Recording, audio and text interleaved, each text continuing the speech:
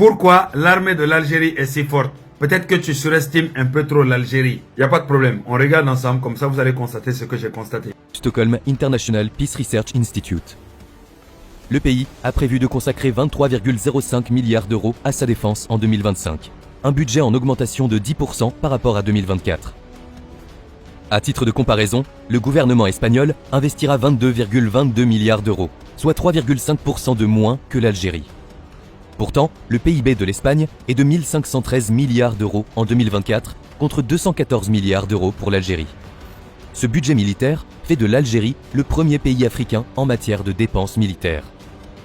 Cette enveloppe permet d'entretenir un arsenal conséquent, dominé par des équipements russes, notamment des chars T-90, des systèmes de défense antiaérienne S-300, des hélicoptères d'attaque M28 et une flotte de drones de reconnaissance ou d'attaque. Mais depuis quelques années, l'Algérie cherche à diversifier ses sources d'armement en se rapprochant de la Chine, de la Turquie, voire des États-Unis dans certains domaines techniques. Son effectif total est constitué de 465 000 hommes, dont 130 000 militaires actifs, 135 000 réservistes et 200 000 paramilitaires. L'ANP se divise en plusieurs branches principales: les forces terrestres, les forces aériennes, la marine nationale, la gendarmerie nationale et la garde républicaine.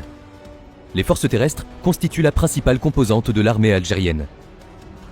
Elles constituent donc le noyau de l'armée, avec une organisation solide en brigades blindées, unités mécanisées et d'infanterie. L'armée de l'air algérienne est dominée par des avions d'origine russe, tels que les MiG-29, les Su-30 et plus récemment les Su-57 de 5e génération. Ainsi, elle est dotée de 547 avions et 273 hélicoptères. La marine algérienne, quant à elle, est l'une des plus modernisées d'Afrique du Nord, avec plusieurs sous-marins de classe Kilo, des frégates modernes et des corvettes. Par exemple, la marine comprend 5 frégates, 6 sous-marins et 25 patrouilleurs. À cela s'ajoute la gendarmerie, force hybride entre police et armée, et la garde républicaine, unité d'élite chargée de la protection présidentielle. Ces dernières années, l'armée s'est beaucoup modernisée. D'ailleurs, elle investit dans la recherche scientifique pour améliorer ses capacités de défense. Cela passe notamment par le développement de ses drones. D'ailleurs, le pays a développé 2 types de drones, le El Jazair 54 et le El Jazair 55. Il s'agit de modèles modifiés et améliorés du Yabon United 40, mis en place par la société émirati Adcom Systems, spécialisée dans la fabrication de véhicules aériens sans pilote. Ils ont été testés pour la première fois avec succès en décembre 2018.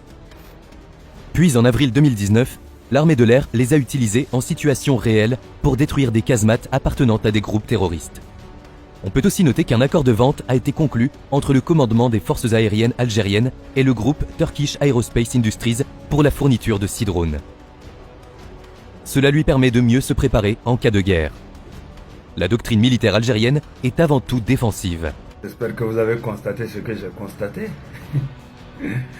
Si on surestime ou pas là. Vous avez vu, non? Vous avez entendu, non? Ou bien?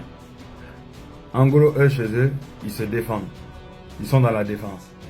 Mais si tu as fait erreur, ils ne négocient pas avec toi. Eux, là, on leur met pas des sanctions. C'est eux qui créent les sanctions, en grosso modo. C'est la loi des plus forts. Voilà pourquoi nous, là, on vous laisse dans vos histoires de guerre interne que vous faites. Côte d'Ivoire, Sénégal, on veut être armé pareil.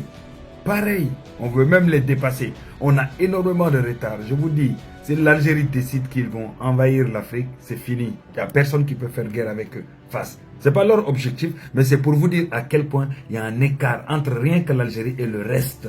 L'armée de l'Algérie et le reste de l'armée des autres pays. Nous, en Afrique subsaharienne, n'en parlons même pas.